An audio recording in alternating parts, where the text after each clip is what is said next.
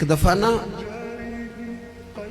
نبی پاک صلی اللہ تعالیٰ علیہ وسلم کی خدمت عالی مرتبت میں حضرت عائشہ صدیقہ رضی اللہ تعالیٰ عنہ نے ایک واقعہ عرض کی حضور آج میرے ساتھ عجیب معاملہ ہوا. میں گھر میں اکیلی تھی تو ایک خاتون 2 بیٹیوں سمیت آئی. اس نے کہا کہ میں بھی بھوکی ہوں, میری بیٹیاں بھی پریشان ہیں, کھانا نہیں کھایا. سیدہ پاک کہتی ہیں یا رسول اللہ میرے پاس بھی 3 کھجوریں تھیں گھر میں پڑی, یہ 2 جہاں کے شاہ ہیں پر پاس کچھ رکھتے نہیں, اور 2 جہاں کی نعمتیں ہیں ان کے خالی ہاتھ میں.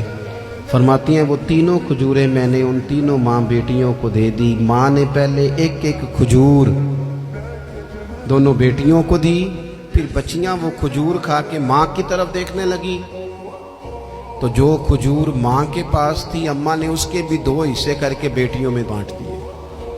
حضرت عائشہ عرض کرنے لگی یا رسول اللہ میں نے یہ بڑا نرالا رنگ دیکھا ہے, ماں کا اپنے بچوں سے پیار کا انداز.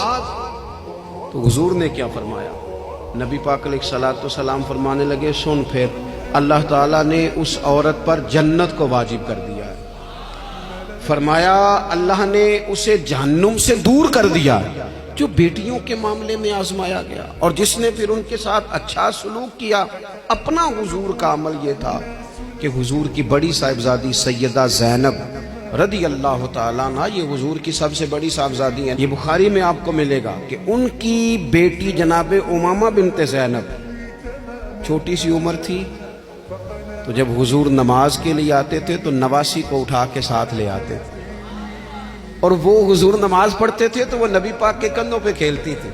حضور نے عملاً بیٹیوں سے پیار کرنا سکھایا, بیٹیوں سے محبت کریں, بیٹیوں سے پیار کریں. بیٹیاں بڑی خیرخواہ ہوتی ہیں, بیٹیاں ماں باپ کی بڑی وفادار ہوتی ہیں, بیٹیاں بڑا خاص تعلق رکھتی ہیں. جوانوں آپ سے بھی کہوں گا بہنوں کی طرف توجہ رکھیں. جو کسی کی بہن آپ کے گھر ہے اس کا بھی خاص احساس کریں, وہ بھی کسی کی بہن ہے, لیکن اپنی بہن کے ساتھ بھی خاص نسبت کا تعلق قائم رکھیں. رشتوں میں اعتدال ہونا چاہیے. اس صنف کو نبی پاک علیہ السلام نے خاص کر کے نوازا ہے, اور ہمارا بھی ان کے ساتھ خاص رشتہ ہونا چاہیے.